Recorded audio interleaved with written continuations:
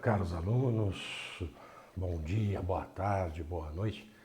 Agradeço novamente por me permitirem estar aqui novamente, tentando ajudá-los aí nessa missão tão difícil que é passar nessa prova da OAB. Mas vamos conseguir com certeza. Usando a cabeça e usando aí o que eu já passei para vocês como dicas, né? Com toda certeza vocês vão conseguir êxito aí nessa missão. Estamos iniciando agora a nossa 12ª aula. Fechamos aí a aula anterior, né, a nossa 11ª aula, falando aí sobre horas extras. Vamos falar um pouquinho agora sobre o trabalho aos domingos e feriados. Vamos falar um pouquinho de reflexos de horas extras, vamos falar de transferência e alguns outros temas aí que nós vamos tratar e tentar fazer isso, como eu venho dizendo para vocês desde a primeira aula, de uma forma mais simples, né? Para que vocês entendam, que eu acho que é muito melhor vocês entenderem isso e a partir do momento que vocês entenderem, eu estou colocando aqui para vocês aonde está isso na legislação, então que vocês, depois de entender, consigam dar uma lidinha pelo menos nesse campo, nesses artigos, nessas leis, nessas OJs. Por quê? O que o aluno faz normalmente? Ele pega lá uma súmula do TST e lê. Tá, perfeito. Não entendeu absolutamente nada, principalmente porque ele não é da área do trabalho. Aí vira uma bagunça cerebral. Então, aqui eu tento deixar para vocês de uma forma mais simples, né, para que vocês entendam e depois você dá uma lida. Você vai ver que fica mais fácil a compreensão e vocês guardarem isso na mente de vocês. Tá? Então não é tão complexo quanto parece.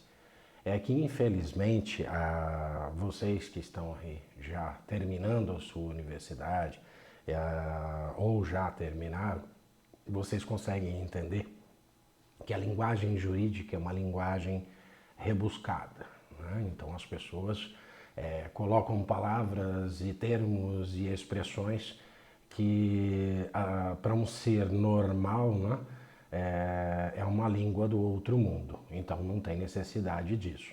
Então a minha missão aqui é tentar passar para vocês, até pela vivência que eu tenho aí em empresas, né, e no dia a dia disso, uma facilidade para que vocês entendam de uma forma mais prática o que toda essa linguagem maluca advocatícia representa em termos práticos, tá?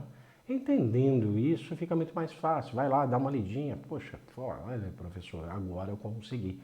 Recebo mensagens de vocês aí que estão fazendo esse curso, né, e que me dão a honra de estarem assistindo essas aulas. Eu recebo mensagens dizendo, nossa, eu nem sabia que era isso que estava escrito ali, né? E é uma coisa muito simples, tá? Mas é que, infelizmente, escolhemos uma profissão doida, ser advogado, né? Então, essa profissão, além de ser uma profissão muito bonita, ela é uma profissão que requer um estudo constante. Então não adianta, eu tenho que estudar muito para a prova da OAB. Eu sinto em informá-los que vocês vão ter que estudar até o último dia de vida, né? Não tem jeito. Ou então vocês desistam da profissão de advogados, porque não tem jeito. As coisas mudam assim, de uma forma vertiginosa. Em um momento você tem uma lei X, daqui a pouco alguém decidiu que não é mais assim e muda-se tudo e toda a concepção, e às vezes você tem toda uma linha de raciocínio que não se faz mais. Por quê? Porque mudou. Então o direito ele é bonito também porque ele acaba se moldando às novas situações que acontecem no dia a dia, né? Uma lei que foi lá, sei lá, fundada e redigida em, sei lá, em 1945, 40, né? E talvez hoje ela não seja mais interessante estar na nossa sociedade de hoje. Então por isso que o direito é mutável, né? Por isso que ele é bonito, por isso que é gostoso. Só que para nós advogados, infelizmente, nós temos que estudar sem parar, né? São todos os dias. Pô, professor, mas o senhor ainda estuda? Estudo, com certeza, com certeza. Para vocês terem uma ideia, eu estou agora, nesse presente momento, ainda fazendo mais 2 pós-graduações consecutivas. Então, não dá para parar, não é? Não dá. Se você parar de estudar, você não tem o que fazer da sua vida. tá bom? Vamos lá então, vamos iniciar isso? Então vamos falar um pouquinho do trabalho aos domingos e feriados. A súmula 146, né, do TST, trabalhos em domingos e feriados que não são compensados, tá? O trabalho prestado em domingos e feriados, não compensado, deve ser pago em dobro, tá, gente? 100%, sem prejuízo da remuneração relativa ao repouso semanal remunerado. Ou seja, a pessoa foi chamada para trabalhar no domingo ou no feriado, vai receber 2 vezes, vai receber 100%. Perfeito? Falamos lá de hora extras nas aulas anteriores de 50%, aqui o caso é de 100%. Tá? Tem a OJ 440 que diz que viola o artigo 7º da Constituição a concessão de repouso semanal remunerado após o 7º dia consecutivo de trabalho, importando também no seu pagamento em dobro. Ou seja, gente, tem alguns espertos aí no universo, apesar que hoje muito poucos, que acham que o DSR, esse descanso semanal remunerado, eu posso pagar para o funcionário a hora que eu quiser. Não pode, tá? Então, quer dizer, o descanso semanal remunerado ele trabalhou lá durante a semana, já recebe o seu repouso.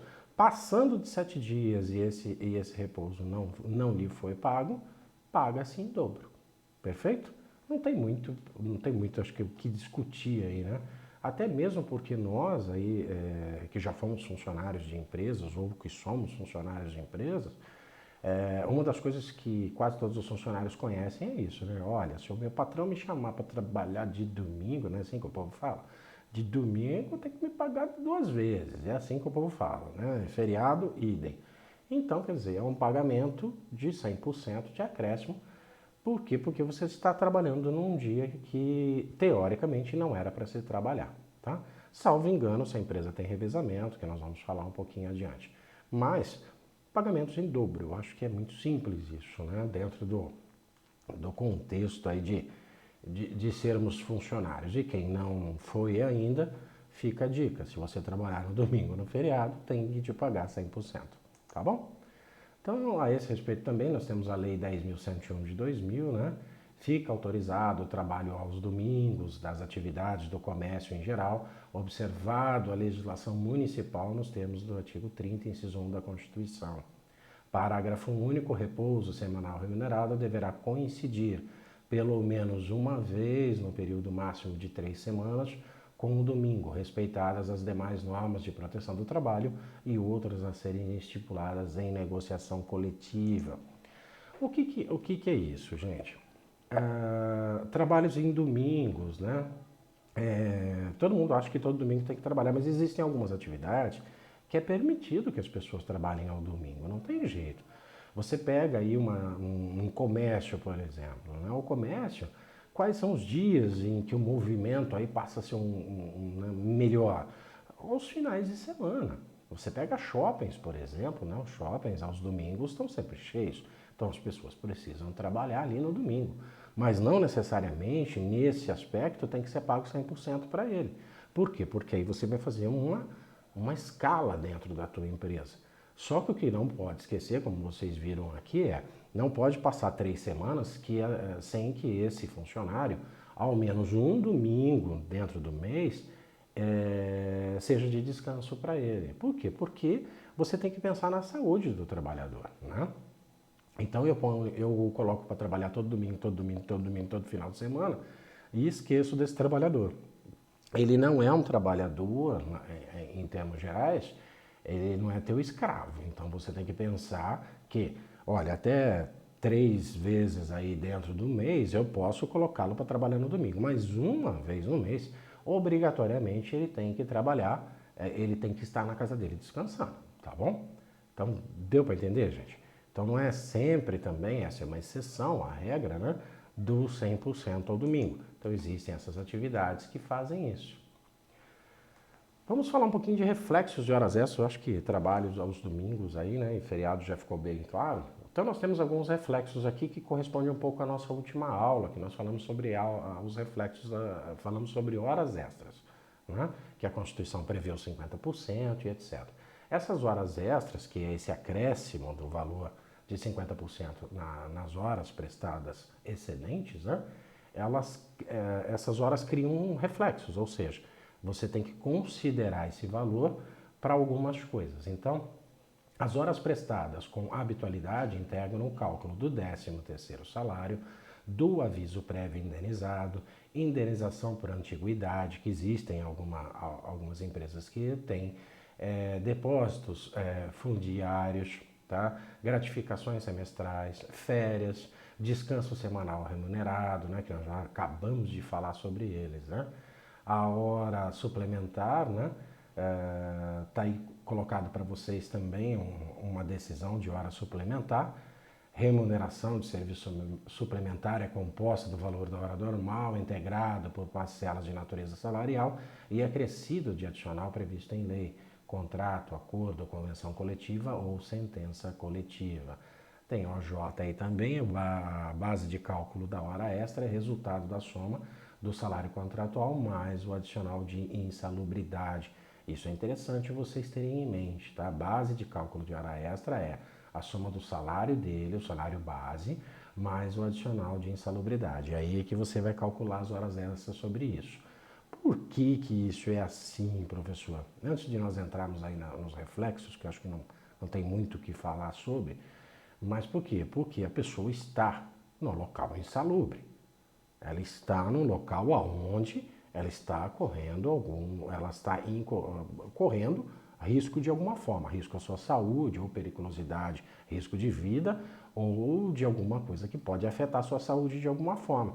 Na hora extra mudou alguma coisa? Não. Então, a base de cálculo é o salário mais a insalubridade, chegamos a um valor e vamos aplicar a hora extra em cima disso, tá bom? Quanto aos reflexos, tudo que foi colocado ali para vocês, ó, foi colocado as súmulas, né? Os artigos, tudo bonitinho, a legislação para que vocês deem uma olhada. Mas vamos fazer um exemplo aqui. Eu efetuei uma demissão sem justa causa de um funcionário hoje. Esse funcionário fazia habitualmente 2 horas extras aí quase que diariamente. Então eu tenho o salário base dele, vou calcular essas horas extras do mês, né? E essas mensais, vou fazer uma média e criar reflexos, ou seja, quase que os habituais que esse funcionário faz, jogo em cima de todos os valores da rescisão dele, lá do aviso prévio, do 13º salário, de tudo, das férias, e vou colocando os resíduos. Então fica uma coisa maior, esses reflexos aumentam o valor que esse funcionário, ex-funcionário nesse caso, teria direito a receber ali na sua composição da rescisão contratual, ok? Então, reflexos de horas extras é muito bom vocês entenderem porque eles atingem tudo. Eles passam a ser uma parte integrante do salário da pessoa quando é feito habitualmente. E existem algumas empresas que, infelizmente, preferem pagar as horas extras aos funcionários do que contratar um outro funcionário. Nosso governo federal tentou aí por alguns meios tentar mudar esse processo, né? Não diria nenhum processo, mas essa nossa filosofia que não muda nunca, né? Dos empresários sempre sugarem o máximo possível, tentando o menor custo. Mas tudo bem, ele é empresário, né? Ele tem que tentar levar lucro de todas as formas possíveis. Só que às vezes você consegue contratar, às vezes, se houvesse aí talvez um desconto maior dos encargos trabalhistas, que são encargos pesados hoje para as empresas, você pudesse estar contratando 2 pessoas para executar uma tarefa, às vezes com o preço de uma, né? Porque cada funcionário hoje é um funcionário que ele tem ele custa muito caro para as empresas hoje, né? As pessoas falam assim, o funcionário custa o dobro, custa até mais do que isso para as empresas no geral. Por quê? As empresas que oferecem lá uma assistência médica, uma assistência odontológica e algumas outras regalias, esse funcionário chega a custar, além do salário dele, mais 120%, 128%, 130%. Então fica muito caro. Então um funcionário hoje de R$1.000, um exemplo idiota aqui, mas um funcionário de R$1.000, ele custa para a empresa às vezes R$2.300 no final. Né? Então, são encargos pesados? São. Estão tentando mudar isso de alguma forma? Às vezes sim, às vezes não, tentam. aí Congresso tira e assim vai. Mas essa é a realidade do país. Ser empresário nesse país é um desafio, né? Porque as pessoas têm que vencer esses encargos, vencer todas as barreiras que nós temos aqui, uns tributos malucos que acontecem nesse país, né? O advogado tributarista, ou você que está aí, que é tributarista, sabe do que eu estou dizendo, porque o ICM, por exemplo, aquilo não é uma coisa de maluco, né? Quer dizer, você tem a legislação do ICM, ela é doida demais para qualquer ser humano, né? Para nós, advogados, por mais que você se especialize naquilo, você vai ter que se especializar num imposto só. Por isso, dessa briga toda de reforma tributária, né? Por quê? Porque precisa. As empresas hoje precisam de um funcionário específico para tentar sanar para tentar entender o que são todos esses tributos, né? Porque é uma loucura. Você precisa ter um contador dentro da tua empresa para conseguir fazer toda essa loucura que é a nossa parte tributária. E no que tange a parte trabalhista, os encargos trabalhistas são muito pesados para as empresas, são mesmo. Então, quer dizer, se fossem menores, como em outros países do mundo, que às vezes nem os têm, talvez a gente pudesse estar empregando muito mais do que nós fazemos hoje, né? Mas, infelizmente, é assim, tá bom? Vamos falar um pouquinho da hora noturna. Já falamos alguma coisa aí no decorrer de nossas aulas, né? Do adicional noturno, da hora noturna e por aí vai. Então vamos falar um pouquinho mais específico hoje, né? Hora noturna, artigo 73 da CLT, salvo nos casos de revezamento semanal, quinzenal, o trabalho noturno terá remuneração superior à do diurno e, para esse efeito, sua remuneração terá um acréscimo de 20%, pelo menos sobre a hora diurna. A hora do trabalho noturno será computada como 52 minutos e 30 segundos. Isso daí é a hora ficta, tá, gente? Eu vou tentar explicar isso para vocês de uma forma mais simples depois. Considera-se noturno, para efeitos desse artigo, o trabalho executado das 22 às 5 horas da manhã do dia seguinte. As prorrogações do trabalho noturno aplicam-se aos dispostos nesse capítulo. Artigo 14, né, da 150, considera-se noturno, para efeitos dessa lei, o trabalho executado das 22 às 5 horas da manhã também, a LC 150, tá bom, gente? A hora do trabalho noturno terá a duração de 52 minutos e 30 segundos, já acabou repetindo isso novamente, a remuneração do trabalho noturno deve ser acrescida de 20% também. A LC 150 é da empregada doméstica, tá, gente? Desculpa, acabei não falando sobre. Então, ela segue os mesmos padrões do trabalhador urbano. Nos horários mistos, assim entendidos, que abrangem os períodos diurnos e noturnos, aplica-se as horas de trabalho noturno no disposto neste artigo e seus parágrafos. Senhores, o que nós estamos falando aqui é do trabalho noturno urbano, tá bom? Então ele tem um acréscimo de 20% e tem a hora ficta, ou seja, a cada uma hora que o trabalhador fizer, né, das 22 às 5 horas da manhã, ela não é considerada uma hora de 60 minutos, ela é considerada como se fosse uma hora de 52 minutos e 30 segundos. Por quê? A cada 7 horas dá mais uma, tá? Então, na verdade, essa redução ela é feita pensando sempre em privilegiar esse trabalhador que, num momento oportuno, ele está numa situação ruim. Vamos falar que o trabalho noturno seja bom, porque não é, né? Você trabalhar a noite todinha e trocar sua noite pelo dia, alguma compensação você tem que ter, né? Então, quer dizer, você tem esse acréscimo de 20%? Tem. E ainda tem uma hora reduzida que, por exemplo, você vai ganhar uma hora, dependendo da quantidade de horas que você trabalhar, você ganha quase uma hora cheia, que a ideia é essa. Depois de 7 horas ganhou 8, perfeito? Então ele trabalha menos, ganha uma hora e ganha mais o adicional. Puxa, professor, então é muito bom trabalhar à noite. Não é, não. As pessoas ficam num fuso horário terrível, principalmente para empresas, grandes empresas que trabalham com primeiro, segundo e terceiro turno. Às vezes acontecia muito essa idiotice, mas hoje já estão diminuindo. Mas antes eles faziam o quê? Pegavam o cara do primeiro turno, jogavam para o terceiro, que era noturno, né?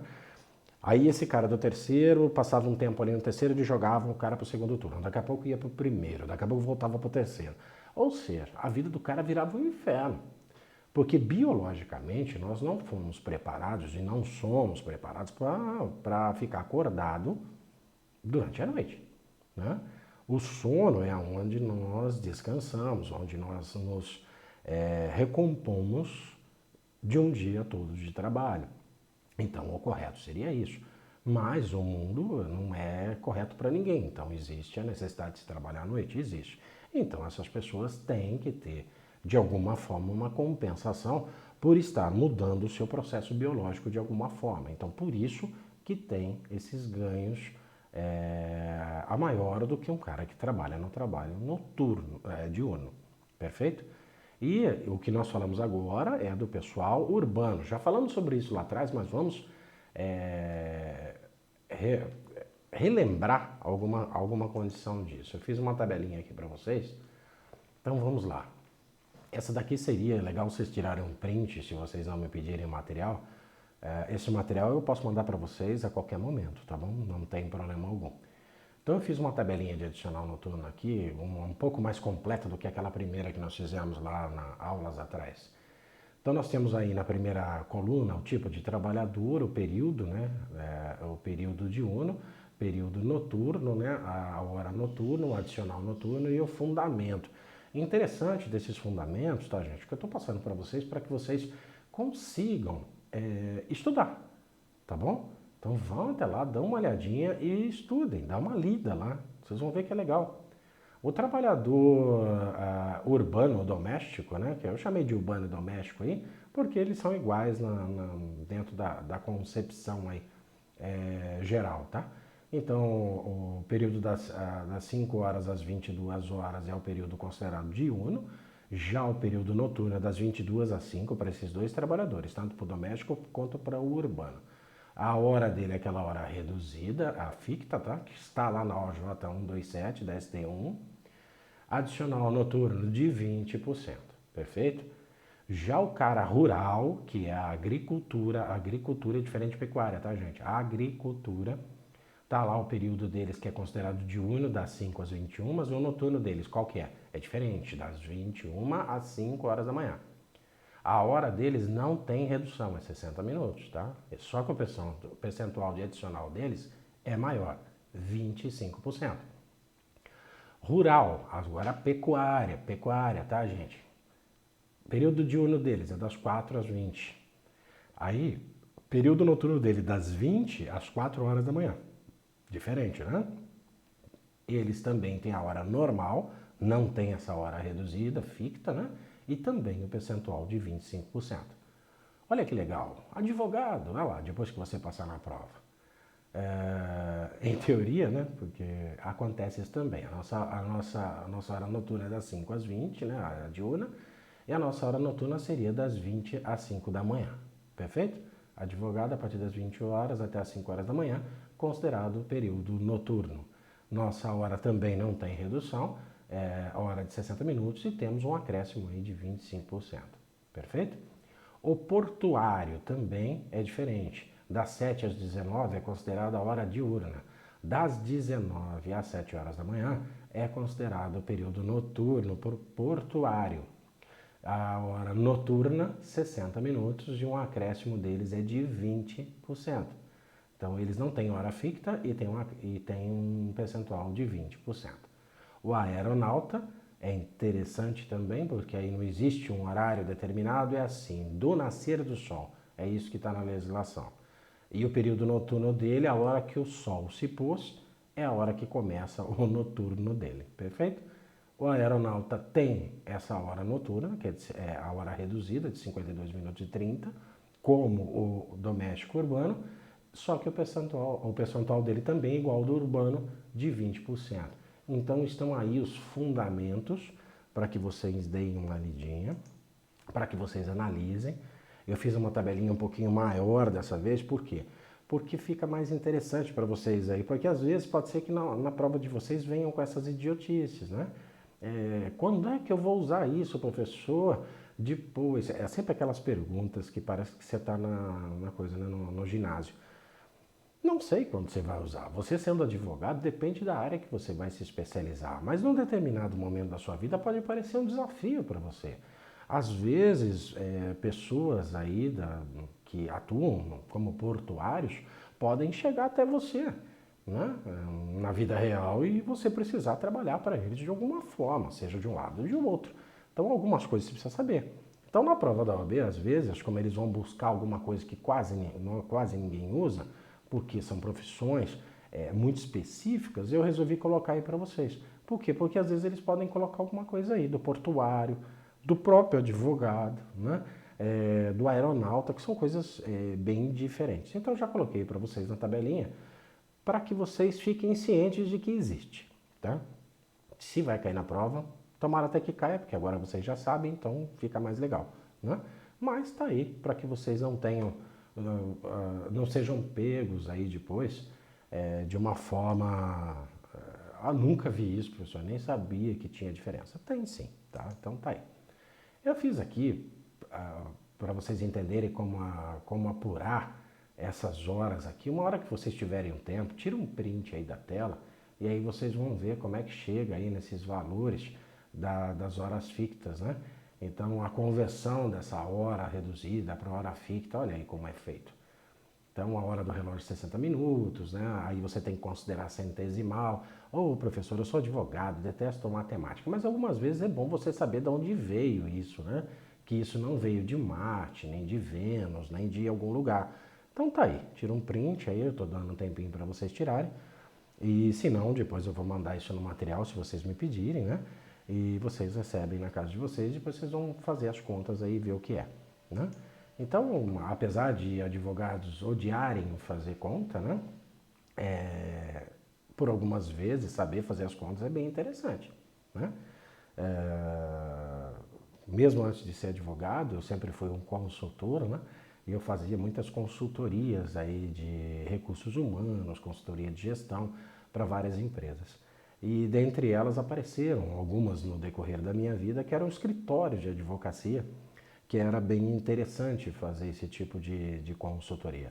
Inclusive eu vou criar um curso aqui, baratinho para vocês, depois eu crio esse curso de gestão de escritórios. Eu acho muito interessante que vocês entendam isso. Até mesmo para depois que vocês aí conseguirem a aprovação da OAB e vocês terem aí a sua carteirinha, porque você vai falar, nossa, agora eu sou advogado. Aí vocês vão ver como é que a coisa pega, né? Porque aí começa despesas, começa não sei o quê, aí você tem um cliente, você fala assim, nossa, dou conta. Aí esse cliente já tem uns 5, 6 processos, vocês vão ver que os prazos começam a ficar apertados, né? E aí você vai ter que chamar um amigo para trabalhar contigo, né? E aí você vai juntando 2, 3, 4, daqui a pouco você está com 5 amigos aí trabalhando no seu escritório. E num determinado momento, isso virou um balaio de gato que só Deus sabe o que é. Né? Por quê? Porque vira uma bagunça, vira uma bagunça. Principalmente porque o advogado tem isso na mente, né? Não gosta de fazer conta. Cara, você tem que fazer conta. Você tem que fazer a gestão do teu escritório, você tem que saber quanto entra, quanto sai, quais são as suas despesas, como é que eu me organizo, quem é aqui no meu escritório está cuidando dos prazos quando você já tem muitos clientes, né? Se você tem poucos, você consegue, mas conforme a coisa vai aumentando, você não consegue fazer gestão disso.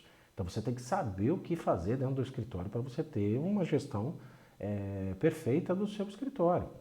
As faculdades de direito ensinam para vocês aí de uma forma mais direta a legislação, né? Não ensinam vocês a serem advogados, muito menos a passar numa prova da OAB, muito menos fazer peças ou raciocinar como um advogado e fatalmente jamais vão ensinar vocês a administrar um escritório de advocacia. Então, como eu disse para vocês, eu peguei alguns escritórios aí no decorrer da minha carreira para administrar. E eu não era advogado ainda, né? E acabei montando processos de gestão para esses escritórios para que eles conseguissem ser administrados por alguém no escritório ou pelo dono do escritório, né? Então é bem interessante aprender isso. Então eu vou montar um curso aí para vocês, vou deixar o link aí abaixo.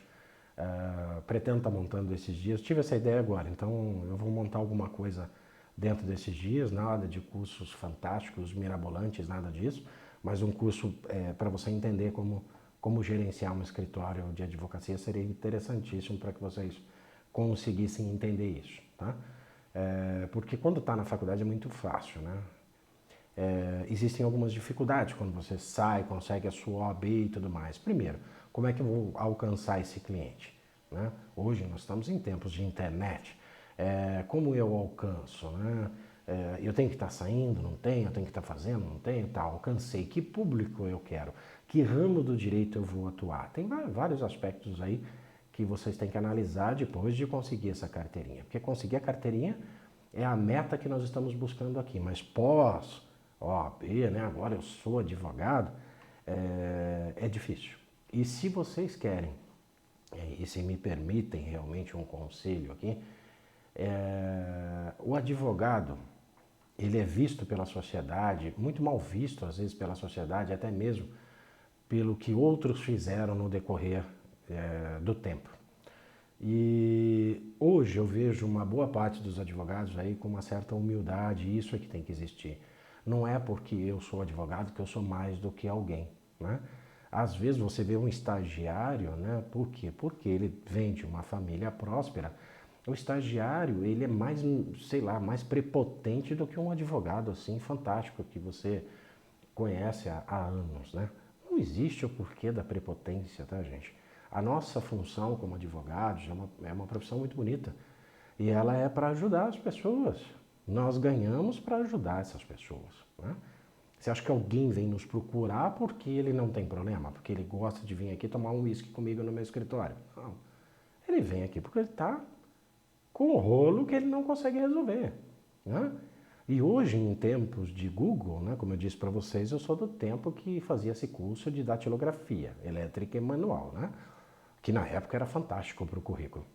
Mas, em épocas de Google hoje, as pessoas acham que colocando qualquer coisa lá, né, que já obteve a resposta que ele precisava e não precisa do advogado.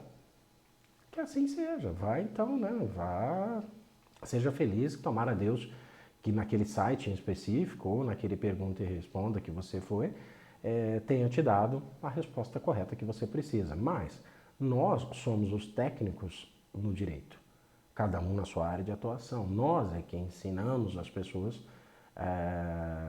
como ele deve proceder dentro do problema que acontece no fato concreto, no dia a dia, né? Então, é isso. Tá bom, gente? Então, vamos lá. Falamos aí da hora ficta, né? Que é a hora reduzida, mostrei aí os cálculos para vocês.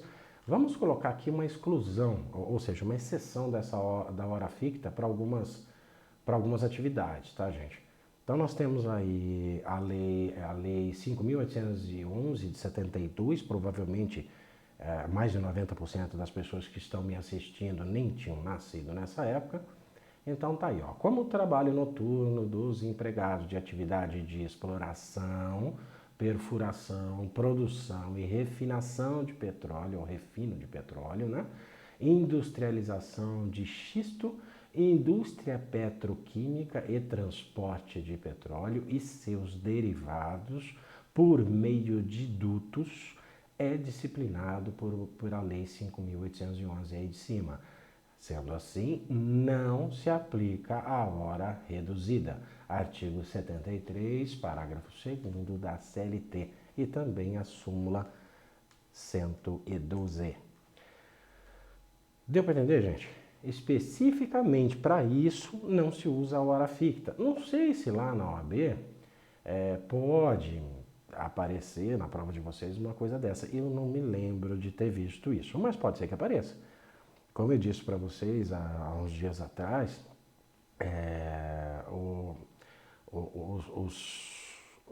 os carinhas lá da OAB que estão criando essa prova, né? Eles estão assim com uma inteligência até aguçada demais, né? Para não chamar de outra coisa, para formulação dessas questões, né? Eu acho assim fantástico. Esse último exame que nós tivemos, de tanta inteligência utilizada, que muitas questões foram anuladas, né? E existe até um debate muito grande se a FGV vai continuar fazendo ou não fazendo essa prova, né? A FGV é fantástica, não tenho o que falar, tá, gente? Mas em termos de prova de OAB, eu não sei o porquê nos últimos anos, nos últimos exames, isso vem ocorrendo com uma frequência muito grande. Eu não sei se essas pessoas da FGV que são escolhidas para fazer a prova, né, para formular essa prova da OAB aí, tanto primeira quanto a segunda fase, eles estão preparados para isso, né? Você vê questões ali muito bem redigidas e outras com pegadinhas idiotas, assim, que dá vontade de você chorar.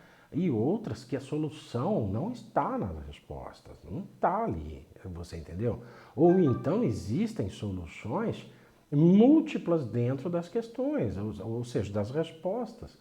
Então as pessoas têm que começar a pensar um pouco. Às vezes o cara formulou uma questão achando que a resposta é X, mas nós, advogados, sabemos disso, a resposta é X, Y, Z, né?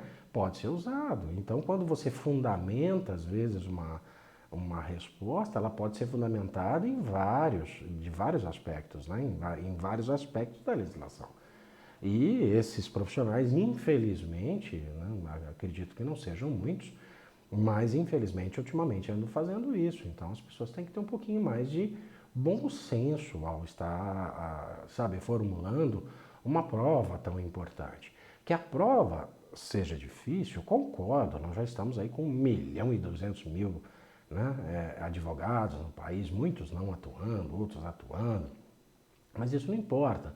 Ela tem que ser uma prova difícil para, certamente nós temos aí profissionais que pelo menos sabem o que estão fazendo quando saem a trabalho, né? Isso deveria existir provas desse teor, né, e tão difíceis para todas as profissões, e não só para advogados, né?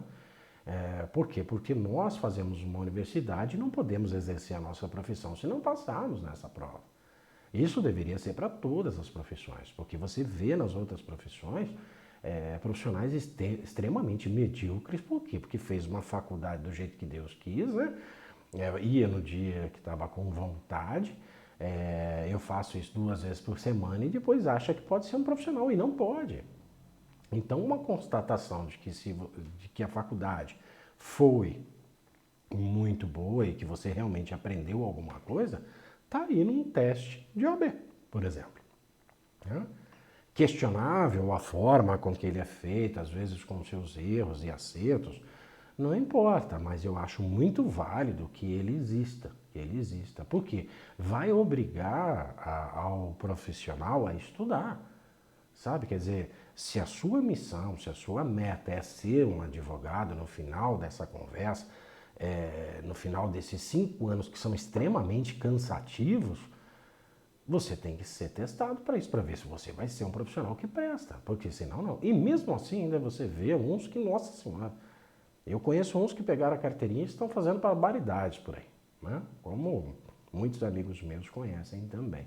Mas mesmo assim, você foi lá, fez a sua carteirinha, conseguiu, passei nisso, porque são todas as matérias juntas e depois especificamente a área que você gosta ou vai atuar. Então eu acho extremamente válido isso.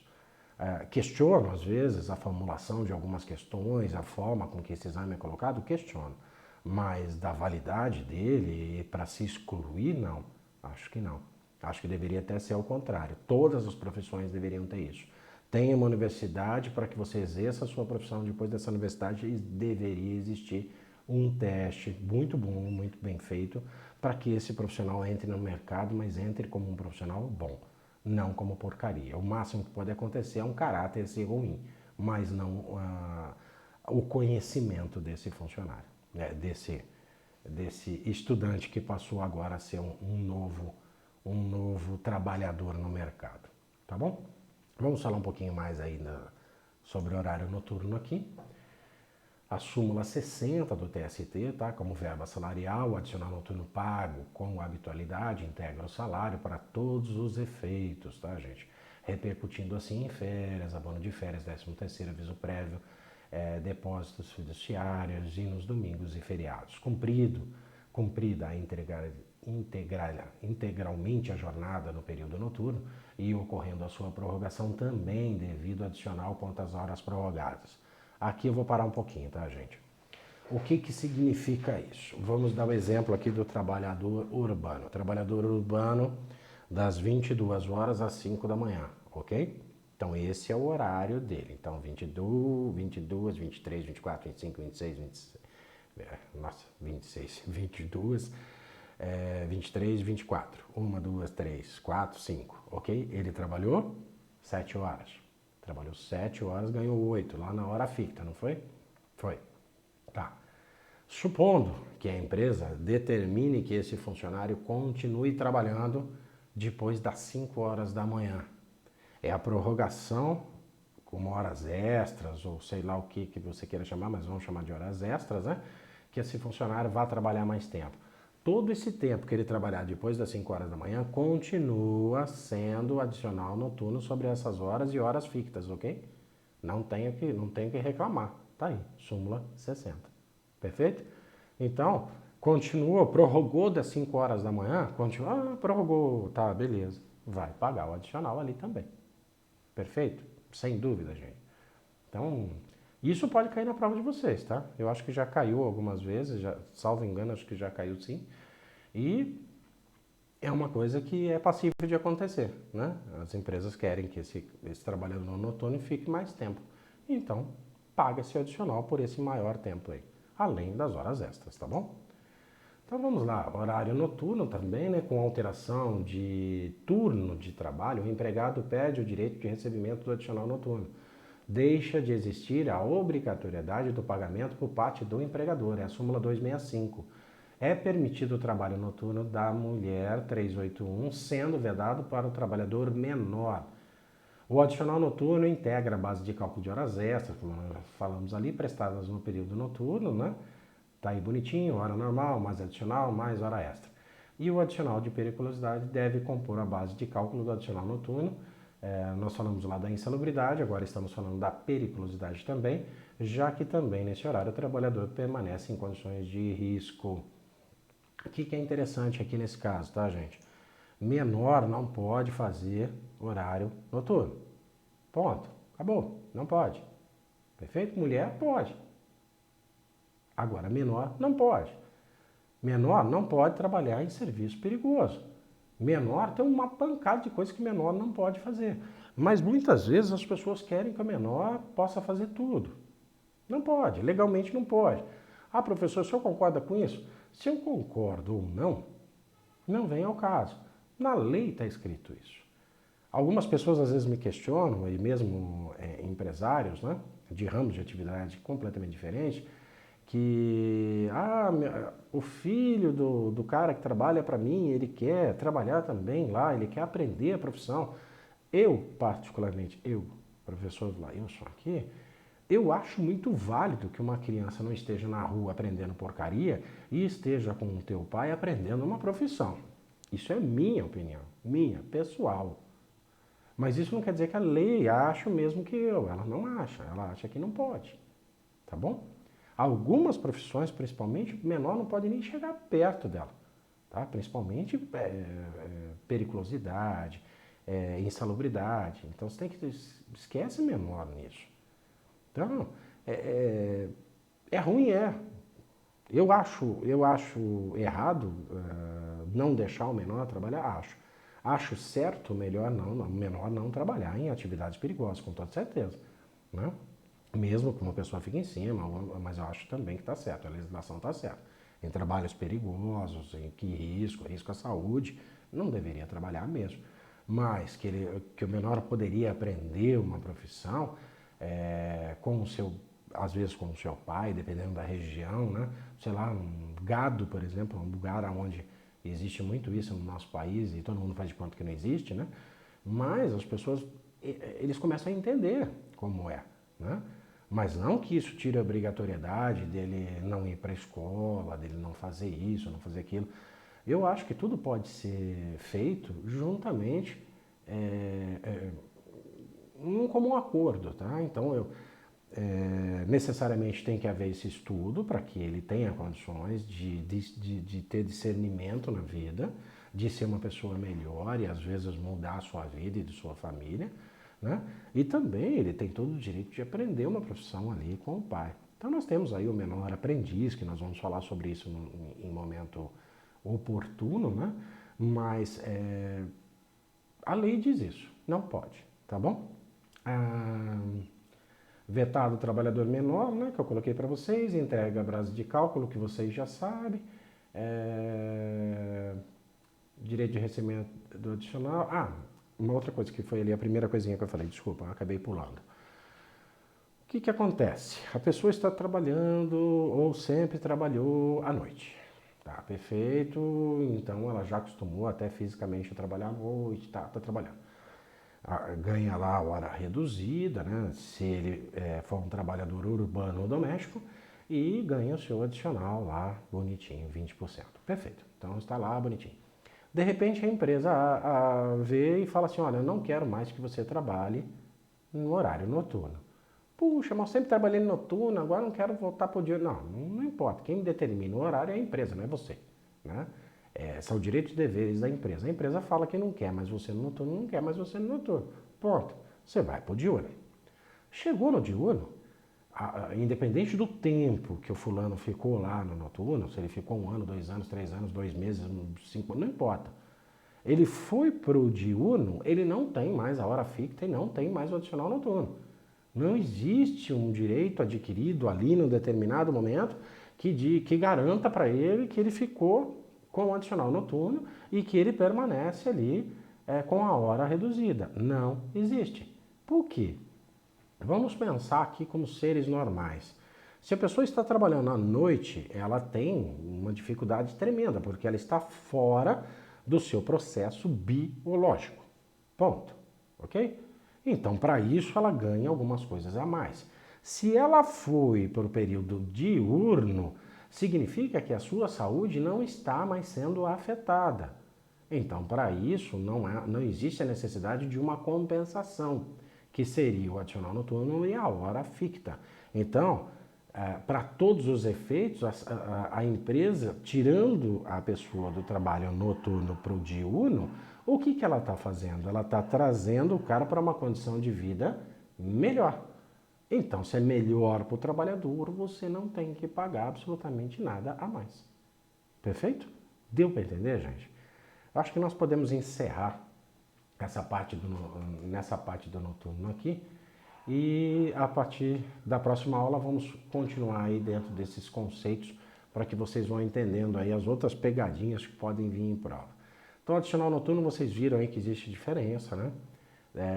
Do trabalhador urbano, do trabalhador rural, rural que trabalha em pecuária, rural que trabalha em agricultura, do advogado, ou seja, várias diferenças aí que podem ser chamadas aí para a prova de vocês. Então tem que tomar cuidado, tá bom? Ok, senhores. Então, eu acho que vamos encerrar por aqui hoje.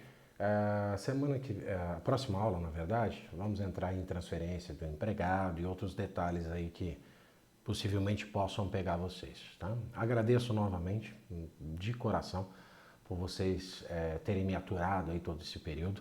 Peço desculpas aí pelas falhas, porque na verdade eu não edito vídeo nenhum para vocês, tá? Nenhum. O que eu estou falando aqui para vocês, eu falaria para qualquer pessoa aqui que eu estivesse dando aula ao vivo e a cores, que eu prefiro dar aula presencial do que aqui com a câmera. Mas não acho certo ficar editando isso para ficar bonitinho aqui ou ali. O importante é que vocês entendam. Se vocês conseguirem entender, a minha missão está cumprida, tá? Não preciso fazer florzinha para cá, nem florzinha para lá, não. O interessante é que vocês entendam.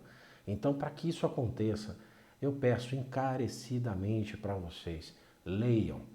Vocês podem ver que tudo que eu coloco para vocês, eu coloco com as fontes, de onde vem, aonde está, naquela lei X, Y, Z, não importa. Vá até lá e dá uma lida. Por quê? Eu te dei aqui, eu mastiguei um pouco para vocês, de uma forma simples, aqui o que é essa lei, de onde ela vem, o porquê, como ela é aplicada no dia a dia. Dou exemplos para vocês do dia a dia, o que acontece aqui no mundo real. Algumas dessas leis não são aplicadas no mundo real? Não são, sabe? Mas não é culpa minha, o mundo não é perfeito, tá bom? Então, leiam, leiam. O meu objetivo aqui é que vocês entendam. Eu não estou aqui para fazer média, nem para fazer absolutamente nada, simplesmente para que vocês entendam. Então vai ter falhas aí no vídeo, vai ter algum barulho que vai entrar aqui no microfone.